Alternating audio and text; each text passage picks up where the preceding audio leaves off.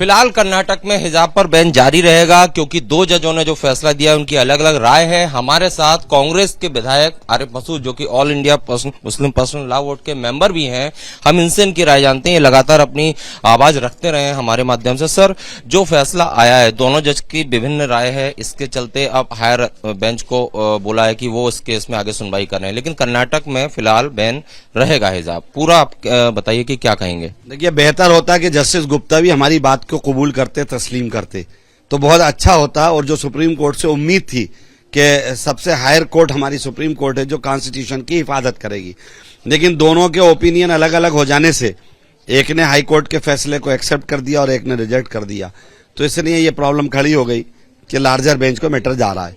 कर्नाटक में जहां तक ये मसला है, ये इतना बड़ा मसला नहीं था जिसको इतना तूल दे दिया गया। कायदे में तो ये होना था कि इसको वहीं डिसॉल्व होना था और वहीं सेटल हो जाना चाहिए था, लेकिन जस्टिस धूलिया ने जो दोनों तीनों बातें हमारी एक्सेप्ट करी वो काबिल तारीफ है। हमारी लड़ाई भी इसी बात की थी कि रिलीजियस हमको फ्रीडम है कंट्री के अंदर और उस रिलीजियस फ्रीडम को कंटिन्यूशन रखना चाहिए। सेकंड, कॉन्स्टिट्यूशन का वायलेंस भी नहीं हो, और कॉन्स्टिट्यूशन जब आर्टिकल हमको फ्रीडम करता है तो हमारी बच्चियां अगर पढ़ना चाहती हैं हायर एजुकेशन में और अच्छे इंस्टीट्यूशन में जाना चाहती हैं तो उनके लिए जो उनका इस्लामिक कल्चर है वो खत्म भी ना हो, वो बना भी रहे और बच्ची पढ़ भी ले। तो ये बात सुप्रीम कोर्ट को समझना चाहिए और जस्टिस धूलिया ने समझी और एक्सेप्ट करी, उनका हम थैंक्स करते हैं और उम्मीद करेंगे कि लार्जर बेंच इस फैसले को हमारी एक्सेप्ट करेगी। देखिए, जो मसला चल रहा है वो शैक्षणिक संस्थाओं में है। कुछ लोग इसे पूरे देश में हिजाब प्रतिबंध से जोड़ के देखते हैं, बल्कि ये सिर्फ शैक्षणिक संस्थाओं की बात हो रही है। तो अगर वहां पर कोई ड्रेस कोड है तो क्या जरूरी है इसके बाद भी हिजाब पहना जाए? ना, ये आपने बहुत अच्छा क्वेश्चन करा। अभी तक मैं समझता हूँ शायद बहुत कम लोग इस चीज को रेस कर पाए। ये बात सच है कि एक बहुत कंफ्यूजन देश में खड़ा हो गया। देश में ऐसा कंफ्यूजन हो गया कि लड़कियां रोड पर भी हिजाब लगा के ना जाएं, मॉल में भी हिजाब लगा के ना जाएं, चोरा। ये नहीं है, एक्चुअली बेसिक झगड़ा इस बात का हुआ है कि मैंने कहा ना आपसे कि ये झगड़ा इतना बड़ा नहीं था, इसको वहीं सेटल कर लेना चाहिए था।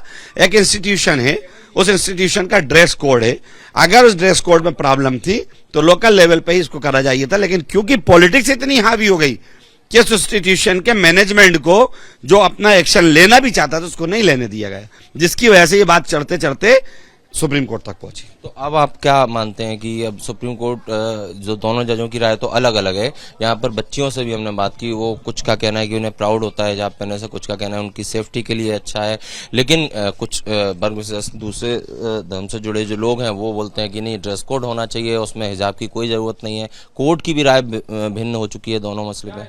नहीं, लार्जर बेंच से देखिए, कोर्ट को समझना होगा कि ये देश पूरा संवैधानिक ढांचे पे खड़ा है।